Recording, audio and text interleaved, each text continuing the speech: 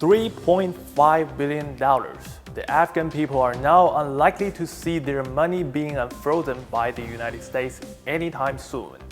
That's because the Biden administration recently announced it would not release the Afghan funds frozen in the US. Why did the US hold on to billions of Afghan people's money? And how urgently does a country just getting out of a 20-year war need that money anyway? This is BizBeat, the insights you need. I'm Wang. First of all, $3.5 billion is not the entire amount that the US government owes Afghanistan. It's actually $7 billion.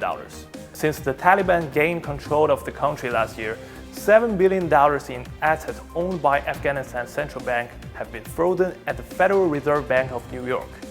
Earlier this February, US President Joe Biden signed an executive order aiming to benefit the Afghan people and saying it's part of the US government's ongoing work to address the humanitarian and economic crisis in Afghanistan. However, thanks to the order, the $7 billion in American-based assets were cut in half. One part will be used to set up a trust fund for aid, which is the just mentioned $3.5 billion showing no sign of being released. And the other half will be used to compensate victims of the 9/11 attacks. Many Afghan citizens and social activists said this was same as stealing. The United Nations has also called on US government to unblock those assets, and even a group of 9/11 victims' family members have urged Biden to reverse his order and said the freezing of Afghans' assets is legally suspect and morally wrong.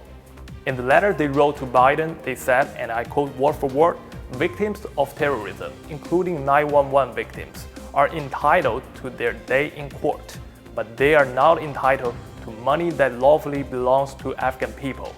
Indeed, this money belongs to neither a government nor a party.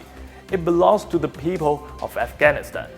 According to a UN-backed report, nearly 20 million people in Afghanistan, which is almost half of the population, are facing acute hunger.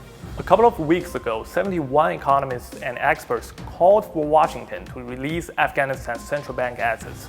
They believe Afghanistan is severely hampered by the inability of its central bank to function without access to its reserves.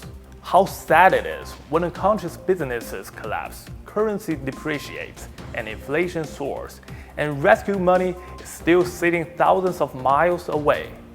$7 billion might not be a big deal to the world's largest economy, but for Afghanistan, this is not just the numbers on board. This can save people's lives. This March, the US did provide $204 million in humanitarian assistance to Afghanistan. But considering the trauma that the US troops had brought to Afghan civilians in the past 2 decades, how does $204 million compare to $7 billion?